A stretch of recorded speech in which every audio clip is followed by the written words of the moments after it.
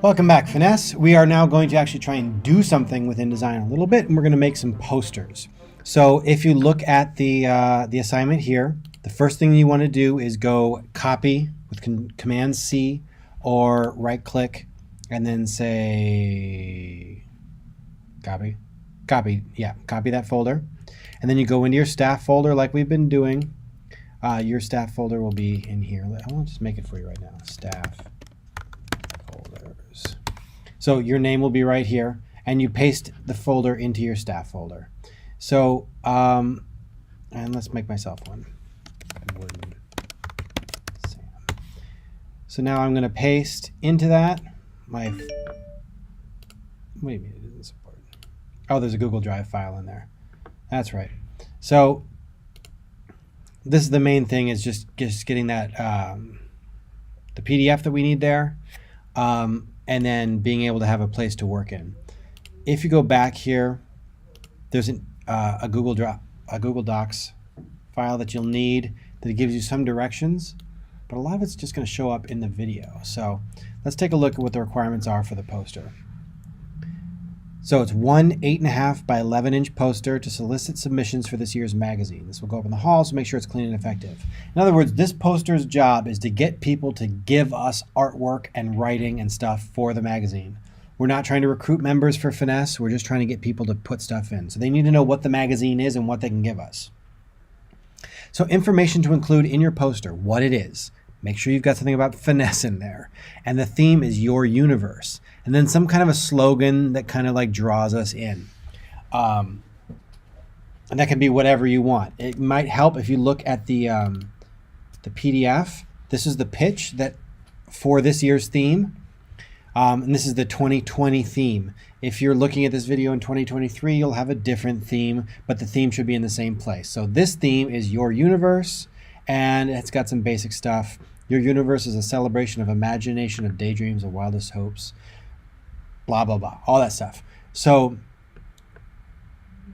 you could lift part of this if you wanted, like, you know, a celebration of imagination, of daydreams, of wildest hopes. And then we're going, and that would be your slogan. So what's that? The due date, Friday, February 29th. That's when people have to stop submitting, because eventually we need to stop collecting stuff and start actually making a magazine. And yeah, we need it.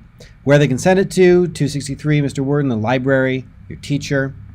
Let's say English teacher.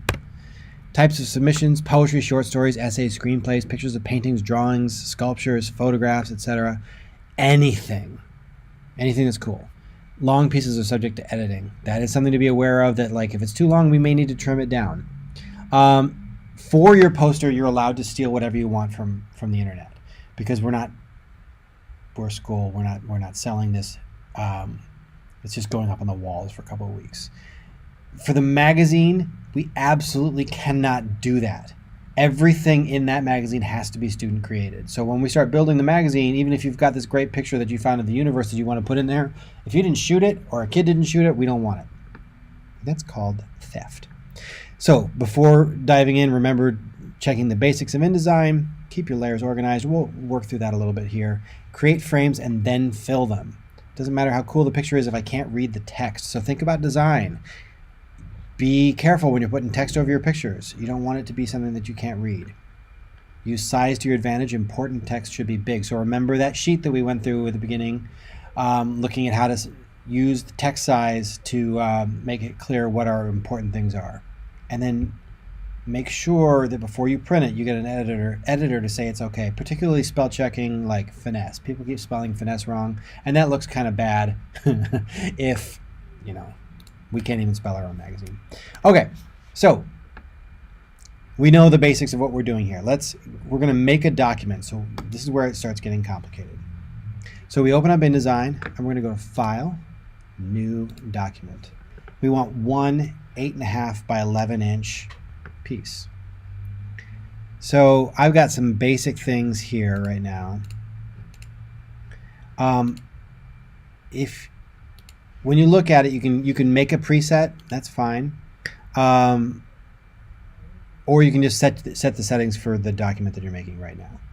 So what we want is picas are a measure for printing They're pretty common. But right now, let's just make sure we're talking in inches so that we're all fine. 8.5 by 11. That's perfect. One page starts on page 1. Let's give it 2 columns. Actually, you know what? Let's give it 3 columns. Margins are 1/2 inches. The bleed and the slug. We'll give it a little bleed. We'll give it a 1/4 inch bleed. I don't care about slug. Okay.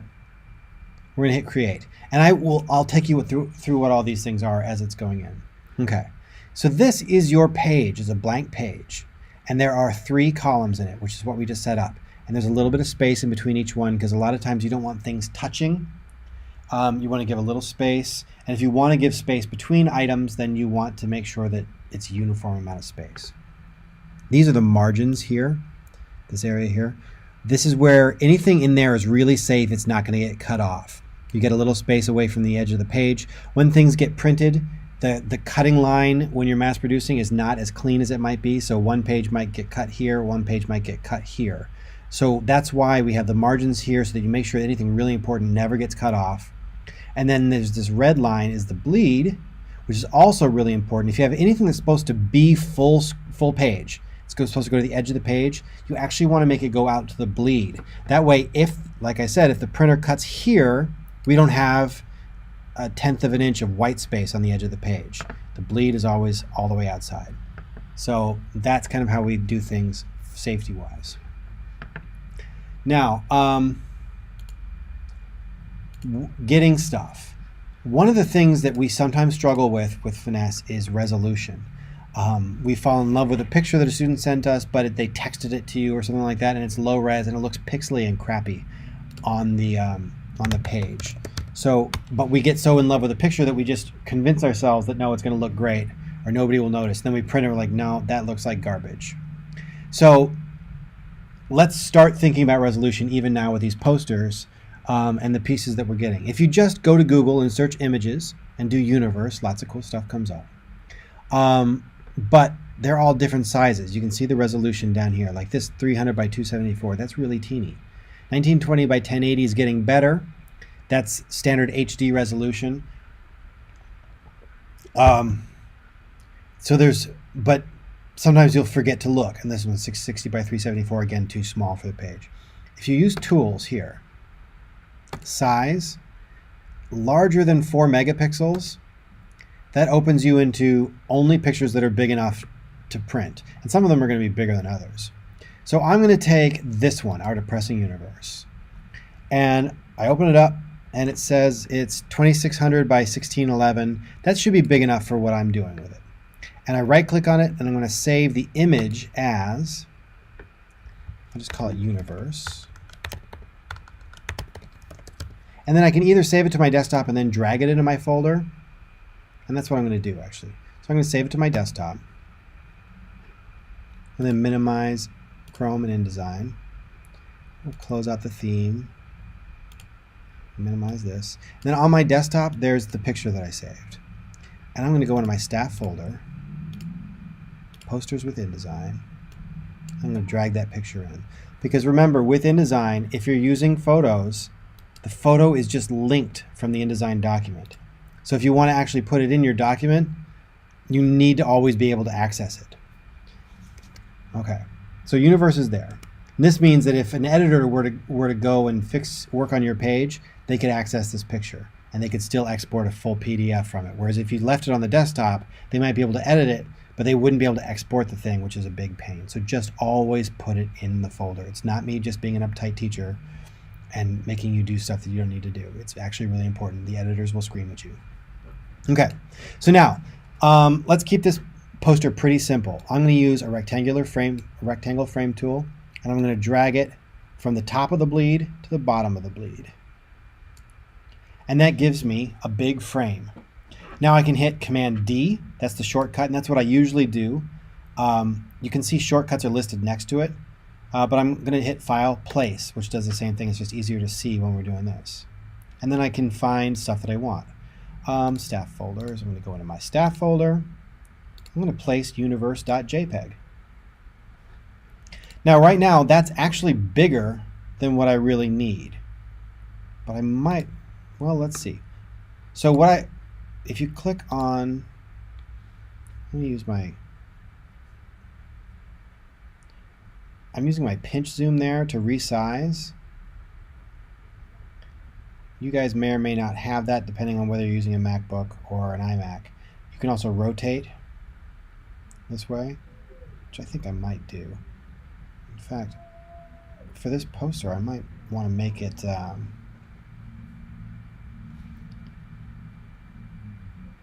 landscape orientation. So you can do pinch zooming and rotating. You can also rotate directly from these settings up here.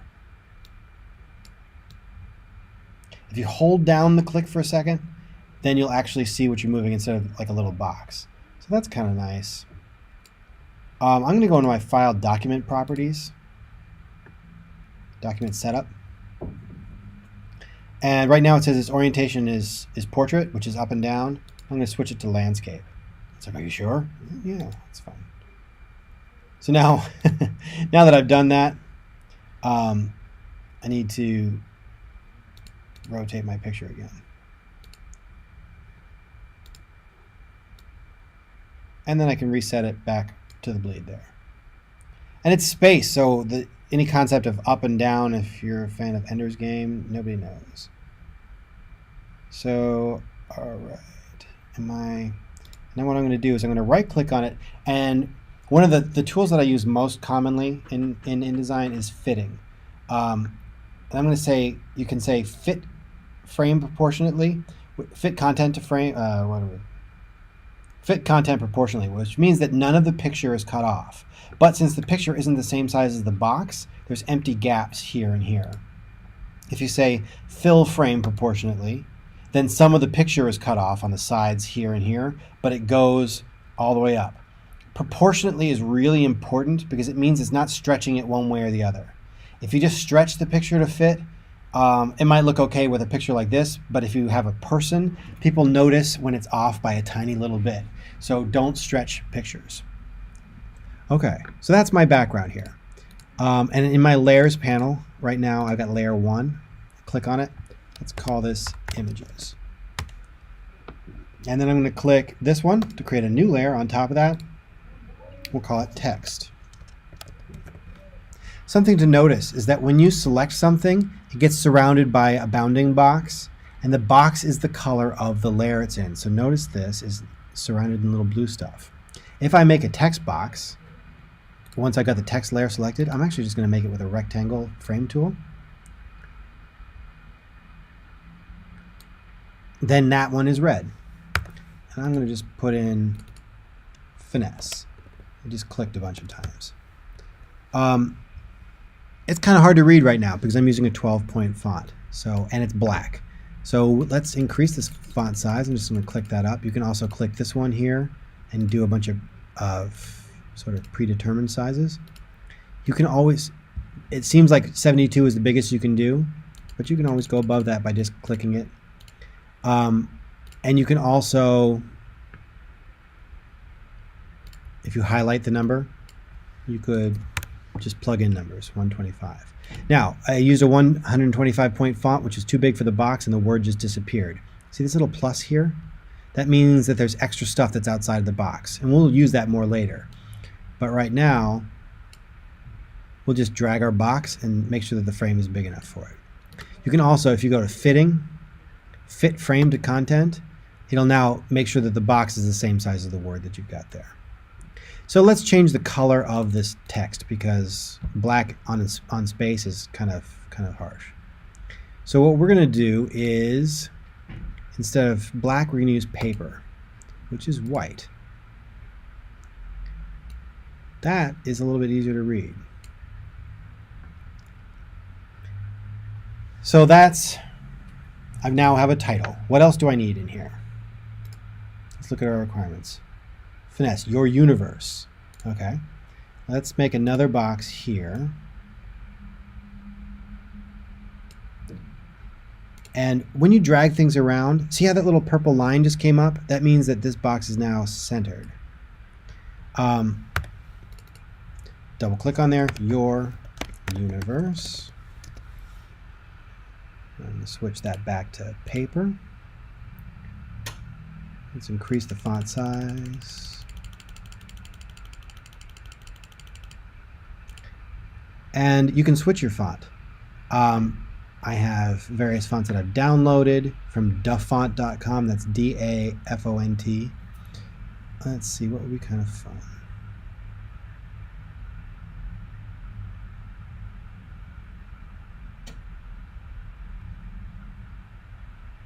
Oh, let's use my Avengers font. Okay. So now, because I changed the font, the relative size seems different. That's fine. I'm going to go back to fitting, right click on the box, fitting, change there. So there's your universe. And I might actually end up switching the two. Let's bring this up. Show you another trick. If you hold down Shift and Command when you resize the box, it's going to resize not just the box, but the text inside of it. So that's another kind of cool way of resizing text without having to go up into your font changes, your font stuff. Your universe. I'm just lining up the top of my letters with the margins. Also, if you hold down Shift when you move something, you can only move in straight lines.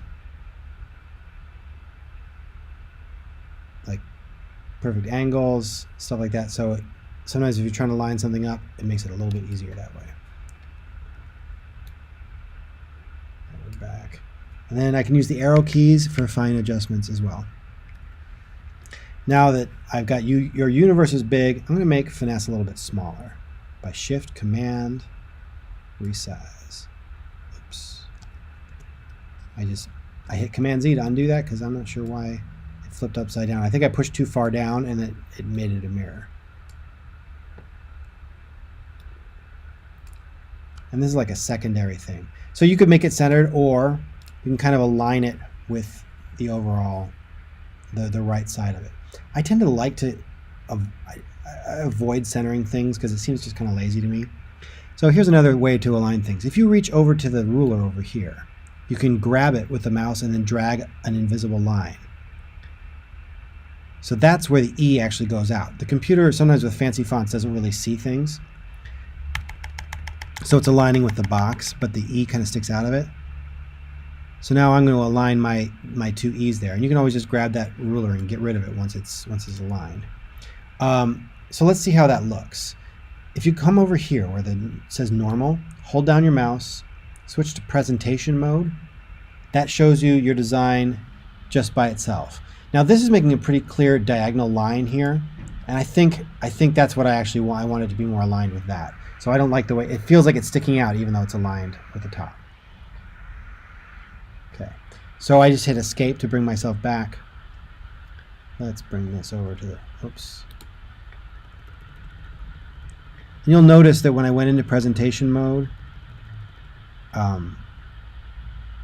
all those lines disappeared. The lines are just to help you create a balanced composition. You can also go to preview and it'll get rid of most of the lines too.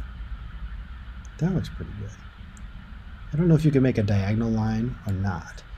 I mean, I guess you could always just make one like this. I just use the line tool. We're going roughly parallel. So I'm getting rid of that. So I'm going to bring this up a little bit. That seems to be pretty well aligned there. So your universe, finesse. Now, what I'm going to do is I'm going to make another box here. And we'll bring in some of the details. So I'll just make it this column. And what does it ask for? I'll put the slogan somewhere else. So let's see, types of submissions. And we'll use a font that's easy to read. I like Baskerville. It's my go-to font, which might actually be what that is. So finesse, and I'm just going to change the. I just hit Command A to select all my text, and I'm switching it to white right now. Finesse is our literary, our award-winning literary magazine. We need you to submit art and writing now. We're looking for all kinds of creative stuff, including but not limited to, let's see, I'm just going to copy and paste this text. Including but not limited to poetry, short stories, essays, screenplays, pictures of paintings, drawings. Well, let's not say the pictures of paintings. I mean, obviously we can't put the painting in, so it's a picture of the painting that goes in the magazine, but you know, that's not complicated. Photographs and more.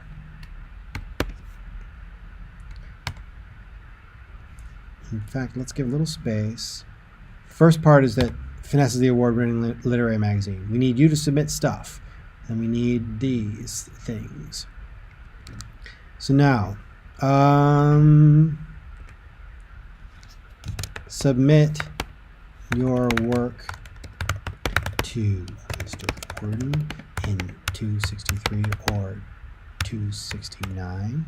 Your English teacher, a friendly finesse staffer, finessing, or the ILC. All submissions are due by when?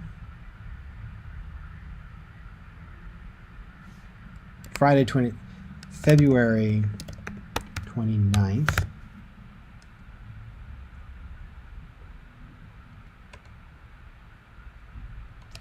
Long pieces are subject to editing.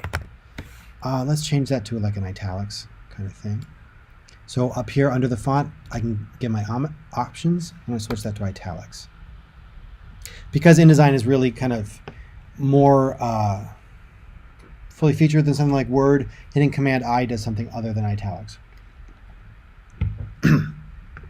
Now, this is a little hard to read, don't you think? Like, even if we zoom in, there's a lot of busy stuff behind it. So I need to do something to make it easier to read. So I'm going to go to Effects. I've got my box selected. Let's give the box itself a black fill. So that way the font shows up pretty easily. We're going to text frame options. I'm going to right click on it. Now that the box is black, I don't like having the text so close to the edges. So we're going to inset spacing. We're going to set that to 1/4 inch. And because this little chain is selected, it's going to be 1/4 inch on the top, bottom, left, right, all that stuff. Let's see. I don't really like the hyphenation there. So we'll fix that in a second. Now, the other thing I want to do is, I don't want it pure black because that's just a little bit too blah. Let's go back to we'll go to presentation mode for a second. See, it's kind of, it's like, it's hitting me in the face. So what I'm going to do is, now that I've got the box selected, I'm going to go to fill, and I can change the opacity of just the fill in the box. So if I set it down to like 80 something, I still see what's going on behind it, but it's not overpowering the text. The text is king. Now, let's select all our text. I selected the box, I double clicked a couple times and it switched me automatically to the text tool. If I go up here, these are all my character settings. If I go here, I get paragraph settings. And under that, there's a button called Hyphenate, which means that if it'll hyphenate a word as it's going across. A lot of times that's kind of ugly, so most of the time we're going to turn that off. Especially with a small box like this, with a novel or something where you've got 800 pages and you're trying to save a couple pages, hyphenating is good. With this much space and this much content, I don't see the need for it. Just making sure I have a period there. Okay, so all the important information is there. And in terms of size, what I've got is your universe, catching people's attention, and then finesse, which we might as well, let's italicize that. Go back to my characters, that's Minion Pro, finesse. It's kind of more finessey, right? And then We want some kind of a slogan. You can make a text box just with the text tool. I'm going to select Baskerville because I want to stick consistently with that. Oops.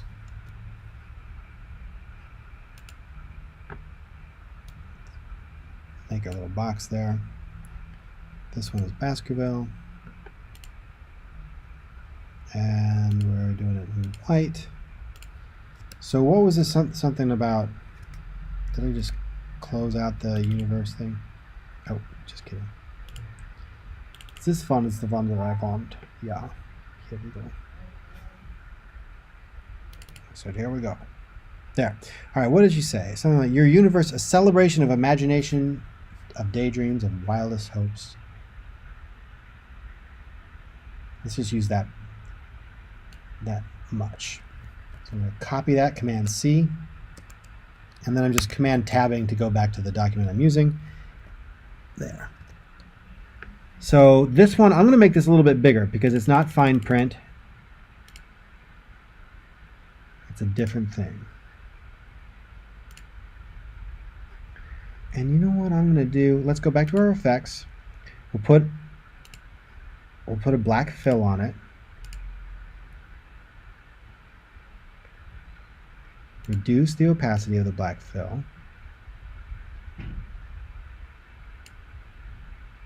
Actually, you know what? Let's do a different effect altogether. So no fill. But within here, if we select it, we hit the FX button. I'm going to put a drop shadow on it. So drop shadow, if you make it really opaque, it's just like a shadow behind the text. And it makes it kind of stand out a little bit more. You can do various stuff. Make sure you have preview checked off here so that you can see what you're doing. The bigger the shadow is, the subtler it is, because it's most of the time you don't want a really harsh shadow because then it looks really fake.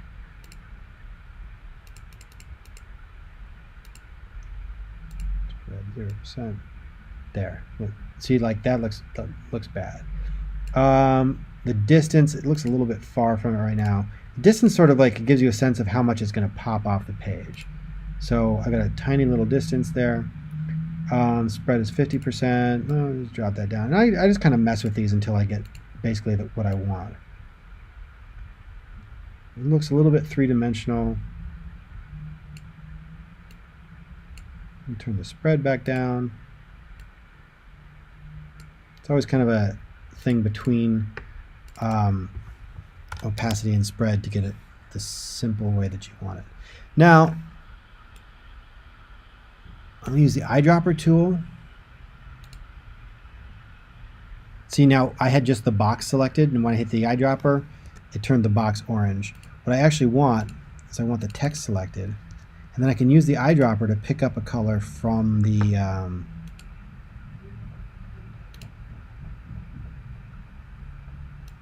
thing, or I could just keep it white. You know, let's just keep it white. It's simpler that way. I was getting fancy. Fill, we'll go back to our black fill, because it's what we're doing on the other one. And then we'll just reduce that. And then just like we did before, we need to set that inset so that it's not, what was it, 25.25? Okay, there we go. Okay. Resize. Oops, I don't. If you grab near the corner, you can rotate. It's another way of doing it without using the rotation tools up here. The thing with Adobe software in general is there's always about 18 million different ways to skin whatever cat it is that you're working on. Let's reset that.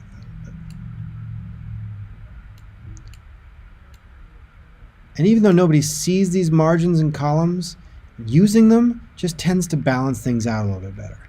I'm actually going to use the inset spacing just to separate me from the finesse there. Does that look big enough? I'm thinking maybe a little bit bigger. I'll go back to my text tool. Let's make this Okay, so the bell rang and I had to run. And I was just about done with this. A celebration of imagination, of daydreams, of wildest hopes. I'm just going to cut that period, that comma. And I think we're looking pretty good right now. We want to keep these mostly fairly simple so that we're not overloading. That's ugly. I don't like the way that those are sitting on top of each other. Let's see, go out of this. And I'm going to go to layout. I'm going to create guides. And I'm going to make 2 rows. So these are, again, invisible guides there. And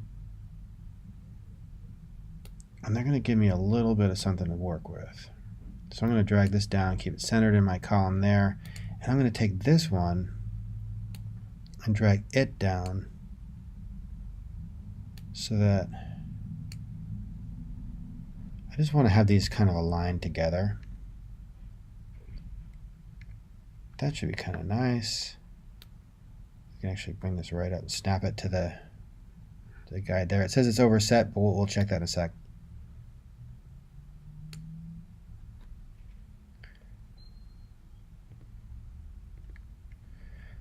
Something like that.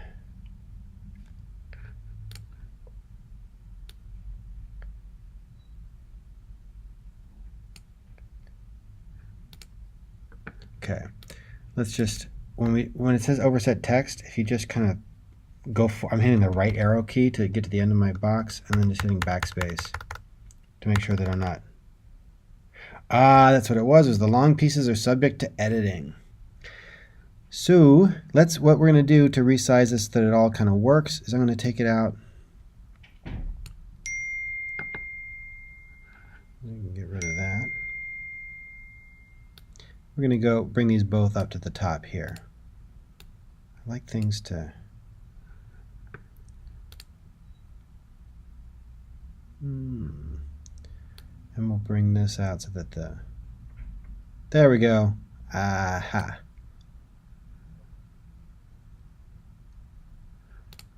Now let's see, without our lines and stuff, we're just looking at the simple thing. Does it look okay? That looks better. Not sure if I like how big this is. Oh wait, I'm going to get rid of the hyphen. Remember how we did that?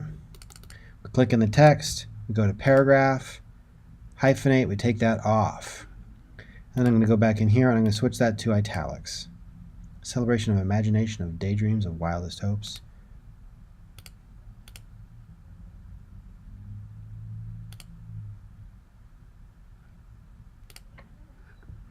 Okay, let's take one last look. And again, these don't have to be the greatest work of art that you've ever made, but they should be clean. Your universe, finesse, a celebration of imagination, of daydreams, of wildest hopes. And thinking about the size, this is the first thing that catches people's eyes. And then they go to here, and then they go to this part last. So they're actually making kind of a circle around the thing.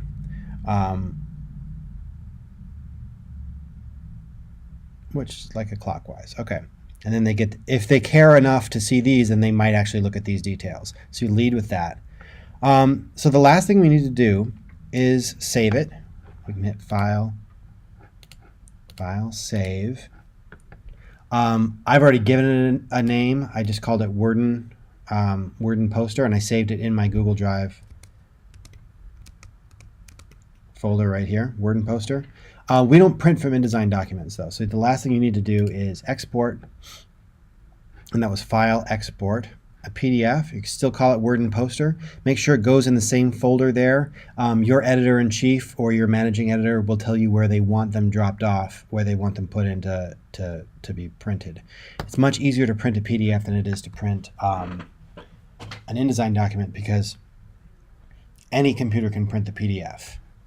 So there are a lot of options here. We don't really care about any of them with a one-page thing. We'll get into more details as we're getting into larger ones. We're printing pages, all pages, export. Then it should show up. It's thinking about it. There's my finished PDF. Simple, clean. Gets the job done. All right, that's all you guys need to know for this assignment.